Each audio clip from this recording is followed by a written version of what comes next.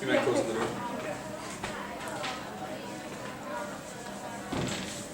All right. Well, thanks everybody that came out today. I've done this presentation probably 12 to 15 times for different groups at the hospital, or done it here a couple of times at U of I as well.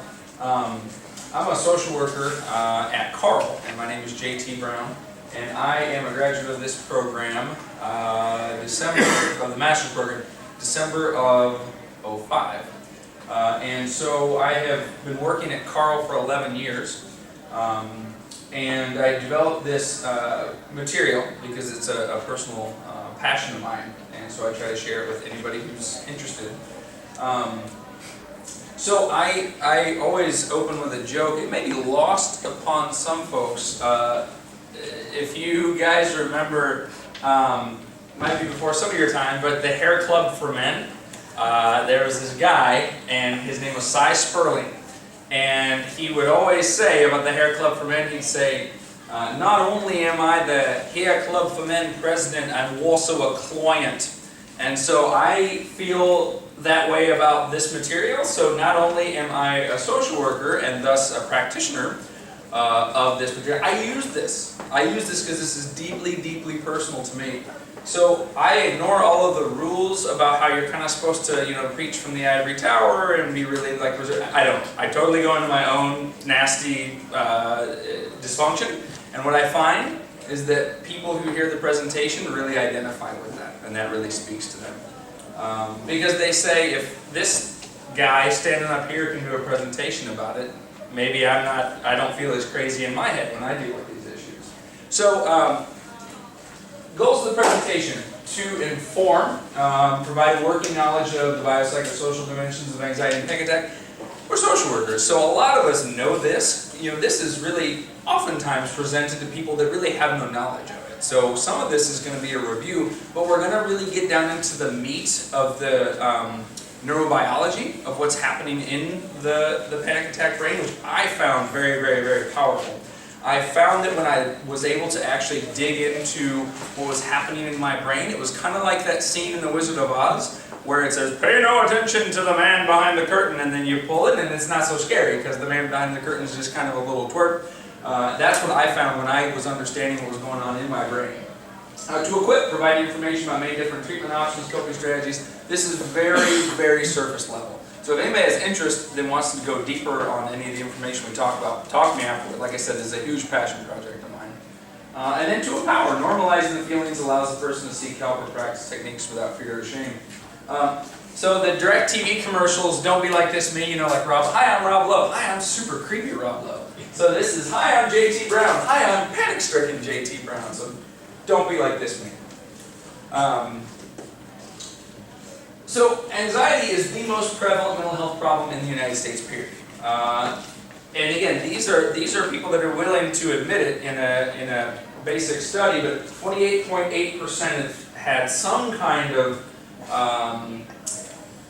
experience with anxiety in their lifetime, but 18.1% is just within the last 12 months. So it's sometimes not just, I had that in 6th grade. Sometimes it's an ongoing issue, like it is for me.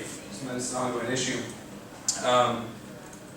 My story. So again, going into the personal, because I feel like people really identify with that. So my first panic attack was 1st grade. I had gotten the original Nintendo for Christmas. And this was like my prized possession. I mean, I was just like blown away that Santa brought that for me. And I just couldn't believe it. I thought Santa was like out, like they couldn't make it in the workshop or something. So I was so attached to that. That had carried such emotional weight for me, which we'll talk about what that means, that I was very, very focused on it. And my Nintendo was downstairs, and in the middle of the night, I'd read on Nintendo Power, the magazine, that if you left your Nintendo on for more than 2 hours, it could burn out the motor, and then you're out. So I would at night get so anxious that I had left my Nintendo on. I would go down 14 steps across the kitchen, through the dining room, around the corner to the living room, check on it, make sure I had turned it off, go back up, across, all the way back up. Sometimes 2, 3, 4 times a night, because I was so focused on and concerned that I had left that on, because that had a very strong emotional tag, and we're going to talk about what that means. 6th grade is when the intrusive thoughts really went on overdrive for me. It's really common. You probably have seen it if you've worked with anybody. When kids start going through puberty, the endocrine system just sends it through the roof. Even kids that didn't have issues before become worse. Then I went through what I'll call the poor management and cycling years, where I just thought I was crazy. I didn't think I didn't talk to my parents about it because I thought, and I tried to talk to my dad, and it was super awkward, and he didn't understand, and so I just kind of dealt with it and just kind of suffered up and down. Senior year of college, that was when I reached my breaking point. So ironically, I was the president of the social work club at Olivet, and succeeding, getting straight A's, doing great, and I was a crippled, unhappy mess that could not leave my apartment. I was the worst president of all time because I was supposed to be arranging events and stuff like that, and I'm just totally shell-shocked, and it just reached my breaking point. And that was when I got serious about getting better. And then what I'll call the good control and relative stability years from that point to fall of 2016 was really good. Fall of 2016, I think that anybody who deals with anxiety will know this, is you think you beat it, right? And say, I don't need medication. I don't need meditation, exercise. I'm fine. I haven't had this in 10 years. So I quit all that stuff because I'm in my 30s. I've got it beat. And not surprisingly, I end up curled up in a ball on my medical director's office floor, having panic attacks. So it's something that takes constant vigilance to maintain successfully and to be successful with. Here I am standing here, still gainfully employed and happy and doing fine, because when I do the right things, surprise, I'm actually okay. So, what all anxiety shares, and again, a lot of you guys are going to know this, we're going to go through this pretty quickly, but they all share the fight or flight response, or sometimes now taught as the fight, flight, or freeze response. And you know the symptoms. Imminent danger, doom, the need to escape, heart palpitations, sweating, trembling, nausea, all that fun stuff that you get. As a lot of you know, the fight, flight, or freeze response is actually an evolutionary tactic developed by your body and your mind over millions of years to keep you alive. We're going to talk more about that. The fight part of that, meaning if you perceive something as smaller than you and you can beat it, you get the adrenaline rush to be able to fight it. If it's bigger than you and you're feeling like your body's telling you you can only survive by running away, you get to flee faster than you otherwise could. Or the freeze part is if you can't beat it or run away from it, your body tells you to freeze and just be very still and play dead, basically. But, so, kinds of anxiety, a world of lovely possibilities. So we're going to briefly talk about different kinds, but we're going to mainly focus on panic attacks and agoraphobia for the purposes of our presentation today. GAD, generalized anxiety disorder. So again, a lot of you guys know this. GAD is when you are experiencing worry more often than not for at least 6 months. I think of this as like the slow burn anxiety. That's like if anxiety is a 0 to 10, and 10 being a panic attack, it's like a constant 3. So it is not usually one that really has big crests or big valleys. It's just kind of a constant state of mild anxiety. Yeah, it's typically based on rational fears. Not always, but typically it's not stuff that's really bizarre like us panic attack folks. It's usually money, health, things that are actually sort of appropriate to worry about. The difference between GAD and regular life stresses, because people ask me that a lot, especially people that aren't in social work, they say, well, what's the difference? I worry about that stuff too. And I would always go back to frequency, intensity, and duration. If it's impeding your life, then clearly it's something that's a concern. If it's not impeding your life, then it's probably just normal. Specific phobias, excessive and unreasonable fears in the presence or anticipation of a specific object, place, or situation. Basically, it's situational. It is a stress response to specific thoughts or actions that may happen. Again, a lot of these are also built on things that are like a little bit disconcerting for a lot of us. A lot of people don't necessarily want to look off the edge of a large building. Lots of people don't really want to hear thunder and lightning and worry about limbs falling on their house. But when it's, again, reaching a point where it's impeding a person's life, like they'll take the stairs for 42 flights and be late to work instead of taking the elevator, that's when you know it's actually problematic. Social anxiety disorder, extreme fear of being scrutinized and judged by others. I think of this like a phobia, but specifically in the realms of interacting with other humans. there is, as you guys know, a huge amount of data that's coming forth about a new kind of social anxiety disorder, which is specifically internet related, which I, I as like a 37-year-old have a lot of problems with even, because I'm just old enough not to be good at knowing how to like interact appropriately. But this is, it can encompass that, but it's also anytime doing a presentation, even just talking with colleagues, going on dates, things where it is a social situation. Obsessive compulsive disorder, again, you guys know, two-part process. The obsession is the intrusive thought, and then the compulsion is the action that decreases stress after the initial obsessive thought. This one gets really misrepresented in the media quite a bit, especially in fiction. It's not always even. First of all, it's not like thought response. Sometimes people are heavy on the intrusive thoughts, have very little in the compulsion area. Sometimes they have just one obsessive thought, but it releases a chain of 2 hours of compulsions. So it kind of just depends on the person.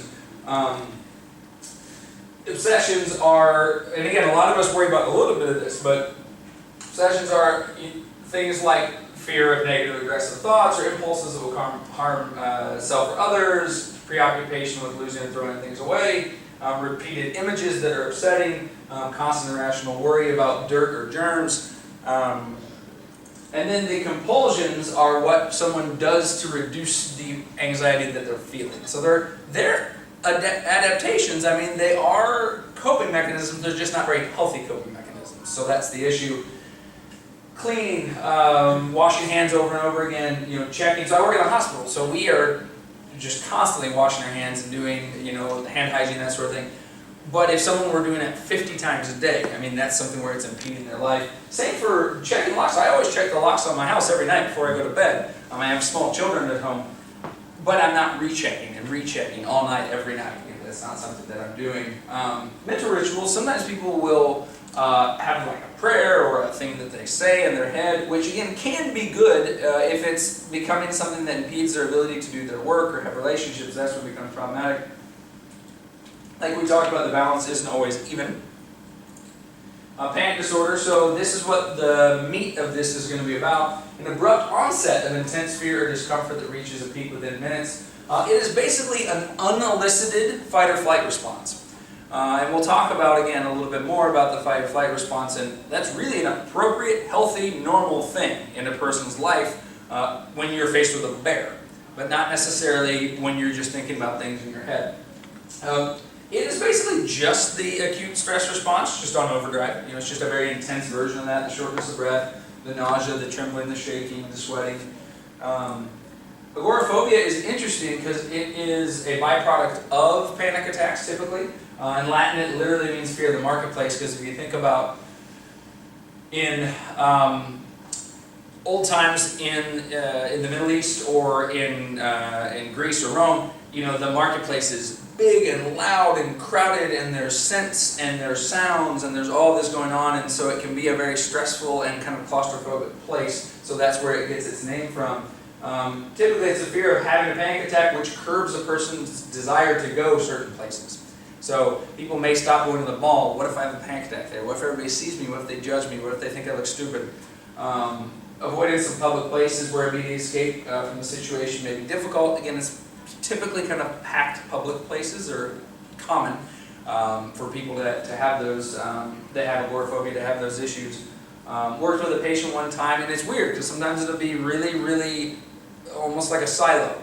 And he only could go 3 places. He could go home, he could go to work at a drugstore, or he could go to Family Video. And why that was, he just had comfort at those 3 places, but the transit in between was just misery for him. And so it's interesting because sometimes people will create little safe spaces, which is not necessarily bad. We just want to expand those safe spaces. So why the heck do we have this fight or flight response? We talked a little bit about this.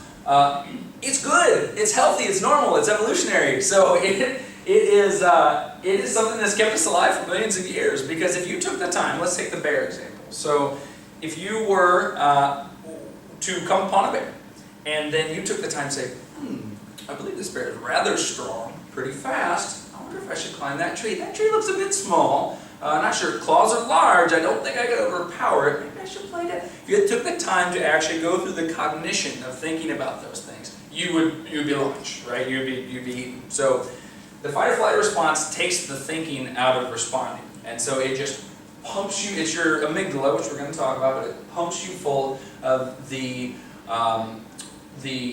chemical compounds that you need to be able to become stronger than you otherwise could have, faster than you otherwise could have, or more still than you otherwise could have. It's, like I said, it is a normal and healthy response in certain situations. Let's talk about what's actually happening. Like I said, this part was always very powerful for me. We're going to focus on these three troublemakers here. So this is the amygdala, and that is the trigger. This is the hypothalamus, and so that's what the trigger engages. And then finally, the hippocampus is the generalizer. So we're going to talk about those three things. Those are really the three parts. And you'll find that while we go over this information, all of these things have good, appropriate, reasonable application. It's just we don't always apply them in the right settings, and we'll talk about why. So, for the physical symptoms, the acute stress response begins in the brain. So when someone confronts danger or perceived danger, which we're going to talk about, part of the brain called the amygdala interprets the sensory data, or images or thoughts, and sends a distress signal to the hypothalamus. So the amygdala is the car alarm. Somebody bumps the car, woo, woo, woo, off goes the alarm. It engages the hypothalamus. It's a really complex way in which it engages, which isn't super important for us to know. So basically what it finds out is that the hypothalamus communicates with the rest of the body through the ANS, the autonomic nervous system, which has two parts. Part one is the sympathetic nervous system. So that functions, I like to think of that like the gas pedal. The car alarm goes off, it engages the gas pedal so that you can get out of town. Causes the adrenal glands to pump the hormones in your bloodstream that cause the acute stress response. It's cool because for us to stay alive, your body has an ability, because that can only happen for a really short time. You get that little burst and you've got 10, 20, 30 seconds. But the neat thing is we have more endurance than we would ever regularly be able to have because our bodies are very smart and very well adapted. So if the threat is not perceived to have been resolved, the hypothalamus activates the second part of the stress response, the HPA axis. And what that does is that keeps the gas pedal engaged. You wouldn't usually be able to keep going, except that when your body perceives that you're not safe yet, it keeps you going by releasing cortisol, which elongates the effects of the adrenaline and other endorphins that are going off in your head. So it keeps you going. It keeps you going, basically, if you need it. When the threat is perceived to be resolved, the other parts of the ANS gets triggered, the parasympathetic nervous system. And I think of this as the brake. So this dampens the stress response. So basically, the amygdala goes off, the hypothalamus starts the sympathetic nervous system, which puts you on overdrive when the perceived threat is gone. The parasympathetic nervous system slows you back down. So that's if anyone has had really intense anxiety, or even if you think about just like if you're on your phone and you step out and a car goes by really quick and you whoo, and then after a short period of time, once it goes away, you kind of feel really zonked. It's quick. Takes your energy from you quickly. And when the amygdala triggers the acute stress response, it influences the storage of emotional memory in the hippocampus. This is what I found to be the most fascinating thing. And this is what I found really pulled the curtain away so that I could see the true Wizard of Oz. So you've got the amygdala and it fires. And it causes the hypothalamus to go on. Your brain is very, very smart, and your brain wants you to stay alive.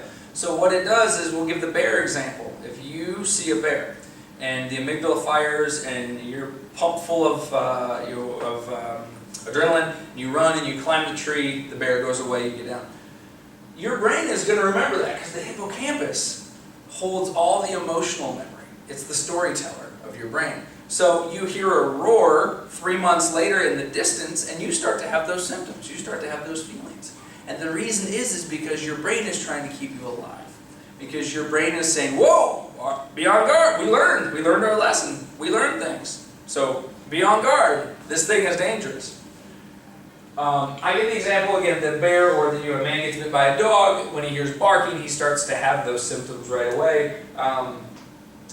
The really important thing, and this is what I want to talk about right here, this is so powerful to me. Our brains are not always able to discern when something actually happens versus when we think it could happen. And the more imaginative and the more vivid your imagination, the more likely you are to be able to set off your amygdala. When we can imagine a situation so vividly in our minds that it sets off our amygdala, it's stored in the hippocampus in the exact same way as if it actually happened. So let me give you an example. I use this example of a person envisions a stalker.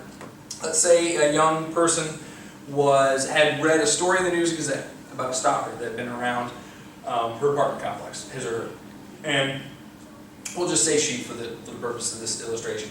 So she can think about that in her head. And she's never been stalked before, but she can think about what that would feel like, to feel someone's hands on her, grabbing her, pulling her into a car, someone, the breath on her neck. She can just feel it so vividly in her head, she can just see it and think it.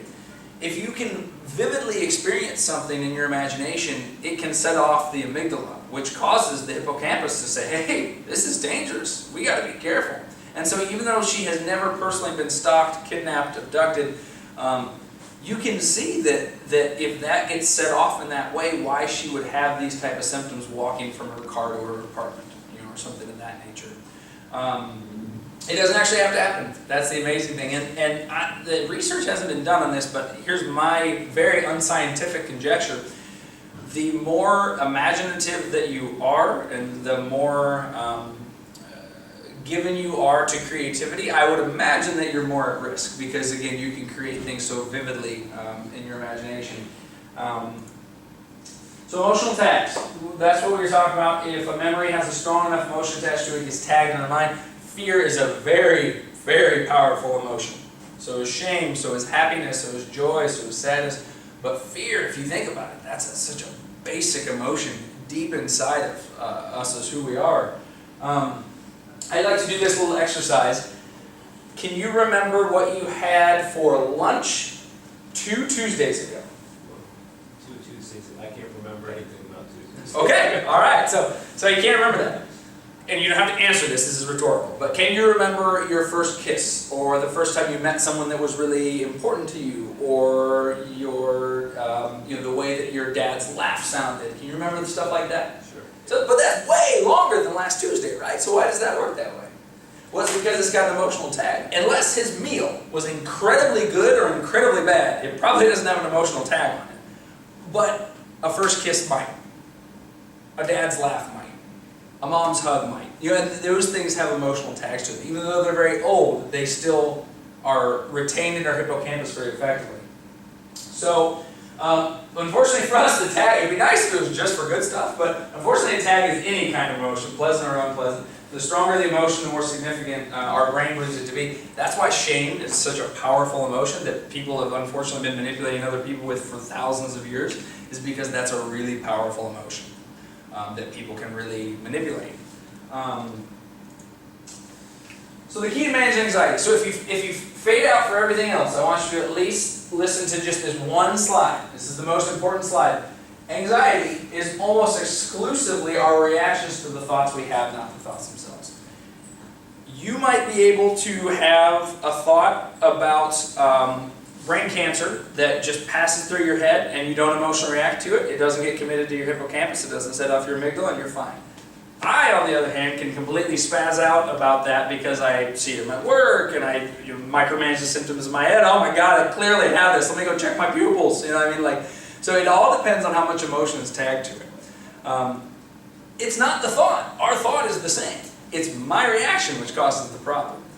So that's why the key to managing anxiety, the key to conquering anxiety, is not pushing them away. It's not controlling them. The key is removing the emotional tag.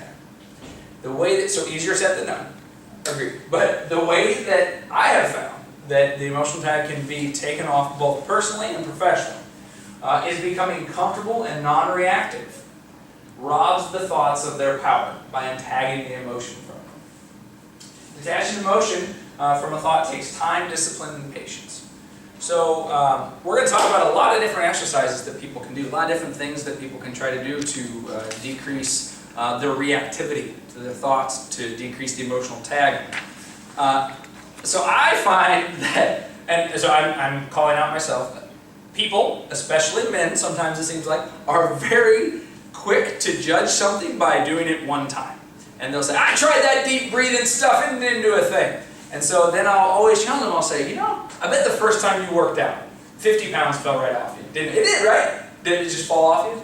No, okay. What about the fifth time? The fifth time you worked out, I'm sure you looked like Arnold Schwarzenegger, right? I mean, just, no, it doesn't work that way. You know, the brain and the body are the same. I mean, it takes time and repetition and discipline to change your physical body. So of course it takes that much more time to change your neurochemistry. I mean, that's a much more complicated device that you're influencing. The anatomy of panic attacks. Why am I telling you all this stuff? I'm telling you the biological and psychological basis of panic attack and anxiety because knowing your enemy can help you combat it. Realizing that the acute stress response is a normal bodily response helps me to remove the boogeyman effect, where it's like, this is okay, this is healthy, this is normal. It's a reminder that what we tell ourselves in our heads does matter. It really does. The way that we react to our thoughts does matter. Anxiety in your health, we don't need to talk about it. I think everybody knows it's bad for you to be anxious all the time. We're going to talk about maintenance first. We're going to talk about maintenance, treatment options, and specific actions that you can take. So maintenance, believe it or not, this sometimes for a lot of people with mild to moderate anxiety can solve the problem. I mean, just good maintenance can. So, good maintenance. We are a caffeine-dependent society, unfortunately. So, caffeine exacerbates anxiety symptoms. There's just no way around it. That's just what it does. I mean, it's just, either if you don't have them, it causes you to start having them, or if you have them, it can make them worse. I mean, it really is, it's a stimulant. I mean, any stimulant increases that response. Super strong stimulants, cocaine, methamphetamine, those obviously really put it on overdrive. Believe it or not, so people are like, my mom, classic, always says this, I just need a couple drinks to relax. I just need a couple drinks to unwind. That may be okay, but drinking alcohol to excess can cause anxiety actually by a few things. Not allowing you to actually reach deep sleep. It can allow people to get quickly into alpha sleep, but not necessarily actually get down to the deep sleep that you need. Secondly, if you overindulge, anxiety is a common symptom of the hangover. And then finally, of course, if someone actually has alcohol problems, anxiety is almost universal with withdrawal symptoms. So it is something that, of course, use responsibly, but it's not the panacea that sometimes people think it is for anxiety. In some ways, it can make it worse. Healthy diet, balanced life is always the best for any mental needs that you have. So this is really important. This is the most important maintenance piece, in my opinion. Sleep. Getting good sleep is incredible, and they don't even know all the reasons why it's so effective, but deep sleep allows your brain to start over. Think of it like a washing machine. So you take your dirty laundry from the day, you put it in the machine. If you just leave it and you don't run it, do the clothes get clean? No, they still stink, right? So, but if you put it in and you run it, those cycles clean the clothes, and then you've got new clean clothes the next day. Good sleep is the same way. Good sleep will literally make your coping mechanisms more effective. And likewise, bad sleep will sap your coping potency. If you don't get enough sleep, your brain carries over the baggage of the previous day. I say this as a long-term insomniac. So this really is saying something, because I can't sleep worth a darn. And so if I can sleep like a log 90% of the time, maybe more like 80-85% of the time, it can make normal people sleep really well. So, and I do these very, very, very consistently. Have a routine and use cues. So what that means, your brain wants to have routines to know when to do things. And one of them is sleep. And so I use just a brief sleep meditation that I put on, and it is like a sleeping pill. I mean, I turn it on and I instantly start becoming drowsy, becoming more relaxed. And it didn't happen the first time or the 10th time, but now that I've done it many, many times in a row, my brain has come to associate with that. And your brain craves routines and cues Go to bed close to the same time each night if you can. I know that's really hard a lot of times, especially at the stage of life that a lot of you are at. This is also really hard. No screen time for at least an hour before you go to bed. It's very difficult. The biggest offenders are phones and computers. TVs are less, but also not great because for whatever reason, I don't think it's the research I have seen, it doesn't explain why, but for some reason the blue light rays that come off decrease your melatonin. And your melatonin is what you need in your mind that helps you go to sleep. Do relaxing, some safe and boring activities. Bed is for two things, sex or sleep. So if number one's not happening, then your body's going to know it's time for number two. People that watch TV in bed, especially if you have any sort of like conflict with your partner in bed, all those things your mind really associates strongly with the bed, which is problematic. Sex and sleep, those are the two things that should happen in a bed. Maybe reading, because it's kind of relaxing, so that sometimes can be a cue that people can use. But for the most part, that's the important part. If you wake up, use the bathroom, keep it dark, don't do anything else. This one was huge for me, put the clock face down. So when I was really having crazy insomnia, I would just look over, oh God, it's 11:58, I gotta get up in 6 hours. Oh God, it's 12:19, I gotta get up in 5.5 hours, over and over and over all night. Now I just like triple check that my alarm is set so that I don't worry about that, but then I just turn that baby face down and I just trust that I set it right. And that really helps because it doesn't matter what time it is. Whether you go back to sleep for 20 minutes or 4 hours, it's still good to get rest. You can't sleep, just don't toss and turn and stress about it. What you want to do is get up, go to a different place. I have a large, very comfortable couch, which is like my secondary go-to, and usually if I can't fall asleep in place one, my body associates place two with sleep. So we're going to talk about some options and some specific tools. Some of these I use and really like, and then some I don't, but I wanted to include them because other people find them really effective. So I wanted to include both so that everybody has the opportunity to find what might be a good fit for them. Counseling. The way I did this section is just a little bit about each thing, pros, cons, and my personal experience. So we all know what counseling is. Obviously, it's very closely related to what we're doing. So seeing a professional can help equip with skills. Sometimes just like vomiting out your worries can be really cathartic, and also can make you feel like, okay, that's crazy. So it kind of just depends. It really has no risks or no side effects. I mean, maybe if something's really crazy, but I mean, for the most part, counselors aren't going to hurt you. Mostly it's going to help. The cons can be expensive, even with insurance. It's rarely a quick fix. And quality, what I have found, quality can vary greatly based on the setting, the practitioner, and the therapeutic relationship. So sometimes it's not always, oh, this guy's a crappy counselor. Sometimes it's, we're not fitting, we're not jiving, we're not creating rapport. My experience, some counselors give me essential tools, others not so much. Find someone who's a good fit for you. I mean, you don't want to waste their time and yours. I mean, if it's not a good fit, any counselor worth a darn is going to be professional enough to say, that's fine. Like, if this isn't working, I'm not taking it personally. You got to find somebody that works for you. Don't be afraid to tell your counselor what you need from them. They may be perceiving you to be like, I think they need the problem-solving method. I want to give them specific things. And you may be someone that just needs to talk about it and just needs to try to feel out your feelings from what you've experienced in the past. They're not mind readers, no matter how good they are. Medication. So we're going to talk a little bit about a few different medications. Again, not indicating that anyone should consider any of these, that you should consult your doctor, but I want you to have a familiarization with each thing. So SSRIs and SNRIs. It's not super important what they're doing, but basically they're just allowing the neurotransmitters that carry the impulse across the synaptic gap to have more of that, basically, have that not washed away too quickly. So what the end result is if you take these, you have more serotonin and or more norepinephrine in your brain. And those are neurotransmitters that are often associated with calm, peace, relaxation, happiness. So SSRIs and SNRIs are the long-acting anxiety treatments. So these are not going to make you feel better in a day or even in a week. I mean, these are money in the bank. These are your investment in how you're feeling. So you've probably heard names: Lexel, Lexapro, Prozac. Those are common SSRIs. Zoloft, Paxil. SNRIs, Cymbalta is probably the most well-known. Effexor, from those families. The pros are not habit forming. Now, if you stop taking them abruptly, you will be lightheaded and you will have symptoms, but they're not technically habit forming from the perspective of you needing more of it to have the same effect and that sort of thing. Attacks the possible problem at a biological level. Side effects are usually mild. I mean, you never know. It's a medication. Some people react really poorly to them. It just depends.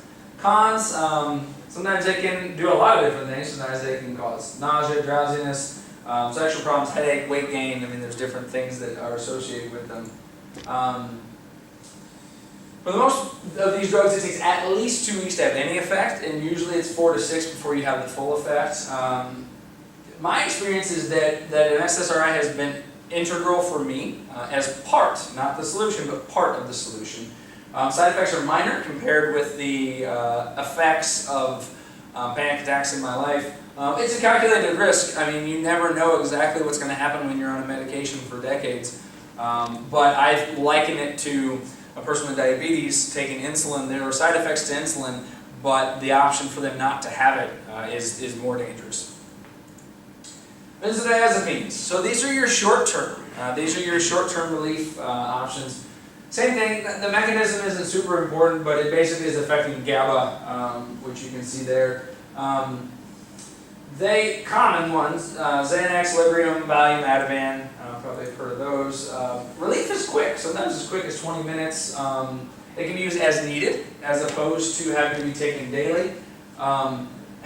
If you take enough of a benzodiazepine, I promise you the symptoms will be relieved temporarily because you'll be asleep. So, I mean, it's gonna, they work, but again, it's something you have to use sparingly. Because they are addictive and habit forming. So that is why when people use those, they have to use them with physician oversight, and preferably as a very PRN as needed, or at least very short-term intention. Tolerance can occur over time. Long-term use has been correlated with higher incidences of dementia in the elderly. So when I say long-term use, I'm not talking like if you're like, oh my gosh, I took that for like 2 months. We're talking about like years and years and years of use. I mean, it's something that's been correlated with dementia for long-term uses. Because at first they didn't really know when they first came out what their effect was and that they were habit forming and that sort of thing.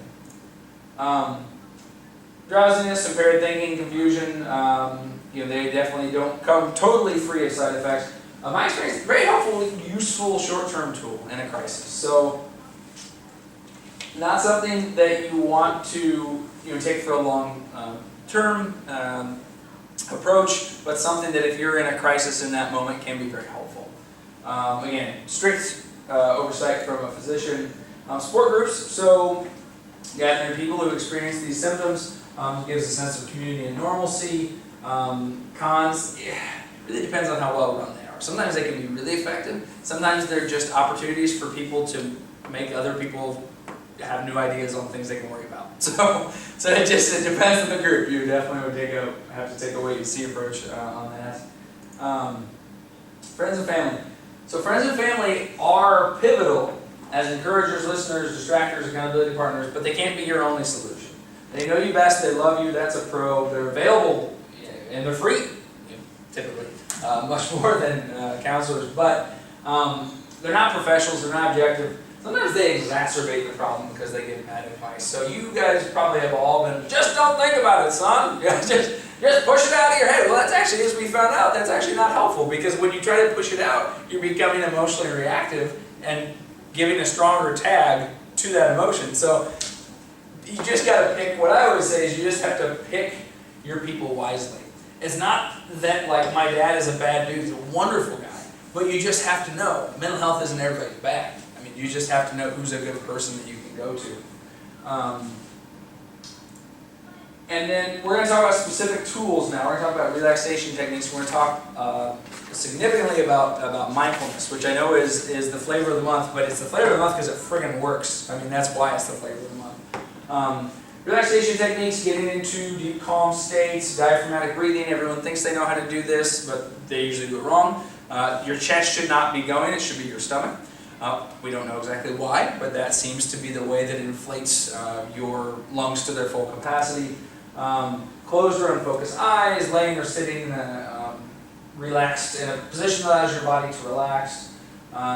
Guided imagery, sometimes when people get into a relaxed state, they're using calming images or narratives to promote relaxation. Usually done, I use a recording sometimes, or counselors sometimes can do that. Can help with decreasing the physical symptoms of anxiety while also starting to work on the internal narratives that we have in ourselves that we are reactive to, and replacing them with non-reactive type images.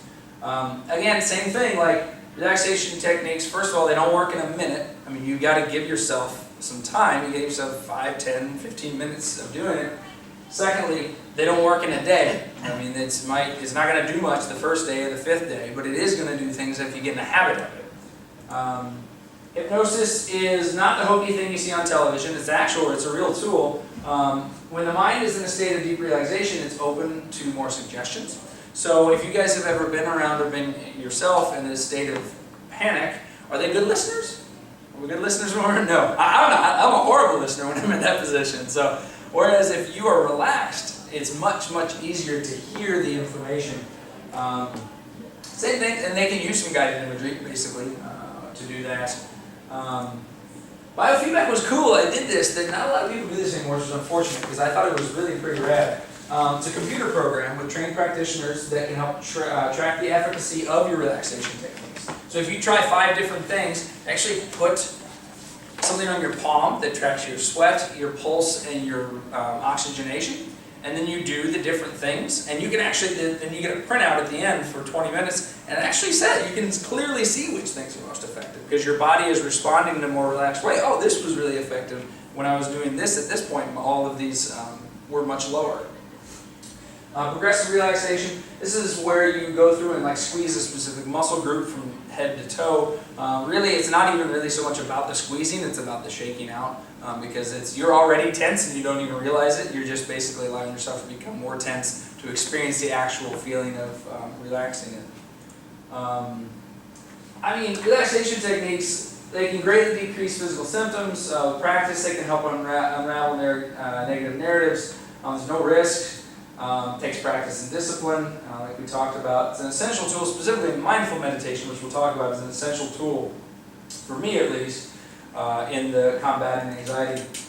So mindful meditation, I'm going to briefly talk about this. Like I said, people that actually know me know I'm always super distrustful and resentful of things that are hip in either healthcare or in, and so I don't want this to be successful, but it is. It's so effective. I mean, that's the reason that it's so popular now, is because it really works and was transformative in my ability to manage my anxiety.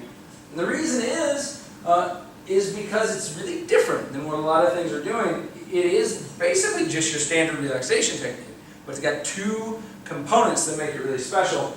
The first one is it focuses strongly on living in the present.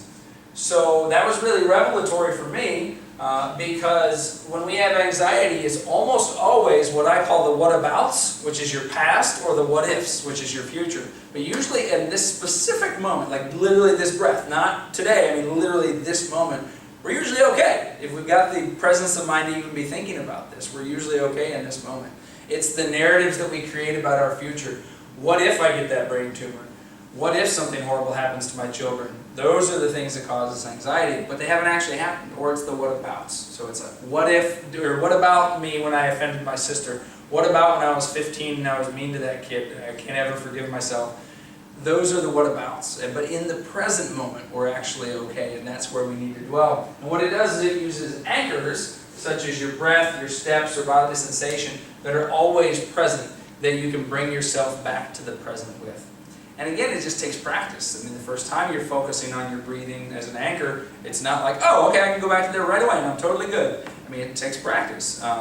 But when you do it over and over and over again, it's much easier to connect to that, which connects you to your present. And then another huge part of it, one of the things that's most important, is it's based almost exclusively on acceptance of your feelings and thoughts. And that naturally combats us elevating our stress response. So again, if the whole key, the whole solution is to become non-reactive to our thoughts, we have to accept them. No matter how weird, gross, awful they are, they're not actually reality. And that's one of the big important differences, is because it was hard for me at first, because I thought, oh, I'm accepting the reality that I'm going to have a brain tumor. I'm not. I'm just accepting that that thought exists, and that's okay. It's okay for that thought to exist. It doesn't actually make it reality. So that's the key, is accepting our thoughts so that we can become non-reactive to them. And that's something mindfulness is totally focused on. They talk about in mindfulness, talking about your consciousness as the sky and your thoughts as passing clouds. So you've got big white puffy clouds, but you've also got some storm clouds. But they all eventually pass. They don't necessarily stick around. They don't define the sky. They're just something passing through the sky.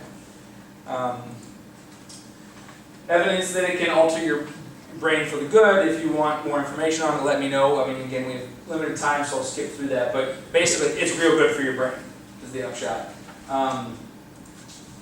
So pros, present focus, acceptance focus is huge. Can be learned in many settings. The cons, it's not a quick fix, guys. Same thing. Discipline, practice, patience. I mean, those are the things that it takes. If people want a quick fix, if you want 10 steps to no more anxiety, you're not talking to the right guy. I mean, because it takes time. It's been simply one of the most effective tools that I've ever used, by far and away. I mean, it was the key that unlocked the door to me having a healthy life, basically. Exercise. So this is another super important, super unfun thing. I got up at 5 a.m. and I ran 4 miles. Do you know why? It's not because I care that much about being at 37 and happily married and tip-top shape. And no, it's because I do it for my mental health. Because it's really, really good, because when you exercise, especially cardiovascular exercise, for 20 or more minutes, it releases the same endorphins in your head that a medication does. Norepinephrine, serotonin, all those things. And so when you use that in combination with taking the medication, it can really get you over the hump. And I can tell you, I literally feel better on the days that I work out. I only do it 4 days a week. I should do it 7, because I literally feel better, but I also like sleep. We can, again, skip some of the research stuff. It's interesting, but we'll try to make sure we get to the material. It's got a great impact. I mean, you get physical benefits too, just as like an extra perk.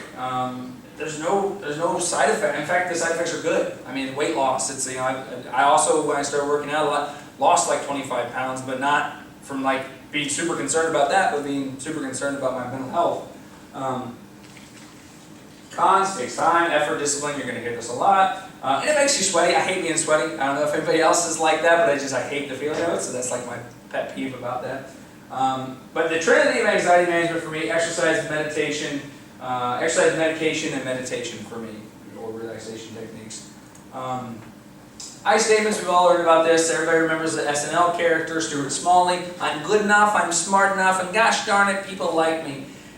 That sounds silly, but it actually can be effective, because you don't realize how much you're telling yourself negative things in your own head. And then the first time you look yourself in the eye and you actually say some positive things which are actually true, it can be very, very, very helpful. It's not something that's going to instantly reduce your anxiety. It's more like, again, kind of money in the bank, like an investment in trying to slowly change your self-perception. Stop and replace method. I don't like this. Some people love it, though, so I want to include it. So this is catching yourself in the ruminations of anxiety and stopping yourself, and inserting instead a positive, rational thought. So some people have a few phrases that they universally insert. They say, I'm feeling anxiety, but that's okay. It's going to pass. Or, it's okay to feel nervous. I have the ability to manage these feelings. I don't like it just because I tend to be like super vigilant guard that's like, oh, am I having those feelings? And so it kind of makes me more anxious when I do that. But if you can gently stop yourself, and then replace, again, acceptance-based phrases is what I would encourage people to do, so that you're not fighting it, you're accepting it, and you're just stopping the feedback loop of rumination. Journaling or worry time. This is kind of a fun little thing. So funny and helpful mental trick that you can do. Set aside 15 minutes each day to allow yourself to worry and ruminate. So you tell yourself in your mind, I'm at work. This is not worry time. Worry time is at 6 p.m. tonight. So sometimes that can be really effective, just as giving yourself an out to know that you're going to worry. And then when you actually sit down to try to make yourself worry, sometimes it's like pretty hard, because it's like kind of like with the hiccups where you're like on the spot and you want to, you can't just do it right on the spot. And when you're in worry time, if you are anxious, journaling is the time to do that. This is the time to just get it all out. And you can, what some people do, don't be a lawyer against your anxiety all the time, because again, that'll just cause you to be more reactive to it. But if that's something that is helpful to you, is arguing against why these crazy things aren't going to happen, this is the time to do it. I always say once you're done, throw away the paper, burn it, tear it up, whatever you need to kind of physically see that it's gone in your head. Just getting it on paper sometimes can be therapeutic. Exposure therapy. We've probably learned about this a lot in class. Very unpleasant, but very effective. So this is when we slowly expose ourselves to the thing that's causing us more anxiety over time. Usually what people do is we'll say take 10 things. Let's say you have anxiety about going to a restaurant. So you say, okay, I'm going to pick little things that lead up to going to the actual restaurant. First one's driving by Red Robin. And that causes, if you chart it from 1 to 10, that causes a 4, we'll say, right? So you do that, and then the next step might be going and sitting in the waiting area, but not actually going in, and that might maybe causes a 6. So you just build up to the things, but the key and important thing of exposure therapy, the goal is not to escape anxiety. Because if we escape, if we run away, that reinforces that emotional tag. Whoa, that was really close. That relief that you feel is just as powerful as the anxiety that you feel when you run away from something. That's why it's best if you can get through the symptoms in your present state is more powerful than just running away. That's how agoraphobia is also a feedback loop. Is because when you run away and you feel relief, that reinforces that emotional tag. So what the goal of this is to have your anxiety reduced by half. So if the minor thing, we'll say in the waiting area, if you go there and that's a 6, allow yourself to experience the feelings of a 6, but wait until those have reduced by half, until your anxiety has gone down to a 3. Because it can't be maintained forever. It will eventually go down as your body normalizes what you're experiencing. And that is the victory that you have at each step of exposure therapy, is not the complete reduction of anxiety, but just that it's reduced by half is usually what we use as kind of a measure for that. It's probably not ever going to make it so that when you go to Red Robin, you're like, this is the best thing ever. But it's going to make it to where if you got to go to a birthday party, you can get through it and it's okay. Doing it, like we talked about, you've got to master each of the steps. It's allowed to be more normalized. Oh, I guess this isn't as dangerous of a situation after all. Very helpful tool. Something that can be painful but necessary step. Best done, again, with an actual practitioner. What to do and what not to do when you're having a panic attack. We're going to go through this briefly because I want people to have time for questions. If you can get through it in your current environment, that's really the best way to do it. Again, running away reinforces that emotional tag in your hippocampus. So if you feel like it's inevitable, if you're able to go to a space somewhere in the place that you are and experience those symptoms and not run away from it, that can actually be really powerful. Your body's not really physically capable of upholding the acute stress response for more than about 20 minutes. So eventually you're just going to get really tired and you're going to go down, you're going to be exhausted, and your parasympathetic nervous system is going to put the brake on. You can write down, you can journal, you can do the kind of exposure therapy thing where you're writing and you're charting what your anxiety is at, and then you give yourself, you journal until it's down by half. You can do that. The important thing to do is remember it's not actually dangerous, it's not actually hurting you. It's a normal response to the normal bodily response. Fighting it will only make it worse. And anxiety is produced by our reactions to our thoughts, not the thoughts themselves. So final thoughts. If there's a solution to anxiety, it's this. You have to accept those thoughts and feelings, all of them, no matter how terrible, to get better. Remember, you're not accepting the thoughts as a reality. You're just accepting that the thoughts exist and it doesn't define you. For my mind, the more bizarre the thought, the more anxiety producing. And that's for a lot of people, because they think, I'm a freak, I'm crazy. Like, why would I think this thing? If you have a thought about punching a nun that keeps coming back into your head and keeps getting reinforced by the fact that you think that's so crazy, it's not. The only thing that's causing it to return is our reactivity to that thought. If you didn't have that reactivity, it would be gone just like a cloud on the sky. So again, accepting all thoughts. They're not reality. They're just thoughts and they don't define you. Combining tools, like I said, I use mindfulness, I use medication, I use exercise. Those are my big 3. Be disciplined. Like anything, if you lack discipline or you give up too easy, none of the strategies are going to work. Finally, change your attitude. Be gracious to yourself. give yourself as much time as you need to get better. Chastising yourself, judging yourself harshly, that's all just going to keep reinforcing that tag. Be enthusiastic about your progress and gracious when you take steps backward, because you're going to have those some days. Even me, with doing this all the time and having dealt with this for decades, up and down. It's still up and down. But the ups and downs are not enough to disrupt my life anymore. Successfully having a career, a marriage, children, etc. One last thing I always want to point to is sometimes our desires for perfection can be a huge impediment to us accepting ourselves for who we are. As David Foster Wallace says, and eventually we all just end up being ourselves. And I think that that's so true. You don't have to be perfect to be loved. I don't have to be perfect to be loved, because that's where a lot of mine would come from. I got to be the perfect husband, the perfect social worker, the perfect dad. I got to do that. That's not actually true. The people that love you for who you are. And so you can have mental health problems, you can have challenges, you can have difficulties that you're actively working on to take steps to be better. And the people that love you can be gracious towards you. Because sometimes the desire to attain perfection can be what causes the problem in the first place. So what questions does everybody have? And no question is off limits. Was it on Reddit? Ask me anything, right? Isn't that a thing on Reddit? I don't know. But yes? First of all, thanks. That was really, really good, and you covered like everything. I've never seen such a thorough presentation. I have to go on every like single angle. I do have to kind of go on overdrive to get it in an hour, but yeah, no, it's like I said, it's clearly it's not just a professional thing. It's a very much a passion project for me. Which makes it really good quality. Yeah, it's good to have this as a reference too, so thanks so much. Yeah. One question is there Yes. a relationship between depression and anxiety? There is. I do not claim to be an expert on depression. I've always had too much as opposed to too little when it comes to kind of anxiety, negative energy.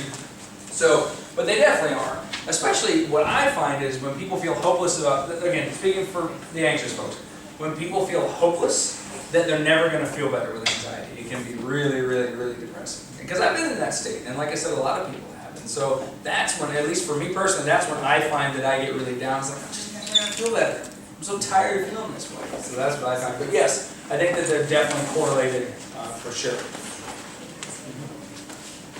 Yeah, my question I think was more in terms of terminology that sort of gets thrown around a lot. I think Sure. a lot of people use the word nervous Yeah. all the time. And that's what I loved about your presentation, kind of just reframing some of those. Because I think a lot of, Thank you. you know, working with students a lot of like they're nervous about this, they're nervous about that. And it's like trying to kind of give them a mindset of like, I think also kind of positive ways to channel that. And even just to kind of even use a different word. Even Yeah. just to me, like maybe excited energy or something like that. I think Sure. that's going to kind of just continue to sort of ingrain itself. You keep saying, I'm nervous. And it's like, okay, you gotta like stop the record. Yep. Get off that track. And maybe that's the stop and replace, as far as that goes. Yeah, and so nervous, the term, that goes way back. I don't know if you've had like your grandparents be like, I got a case of the nerves. And that's because that's what they called it in like the 40s and 50s and 60s. And so it's kind of carried over in that way. But as everybody knows, labels are powerful, words are powerful. So if you can reframe things, and again, like I said, for me, pulling back and seeing the Wizard of Oz isn't the big scary thing, but it's actually just a little guy in the machine was really powerful. And so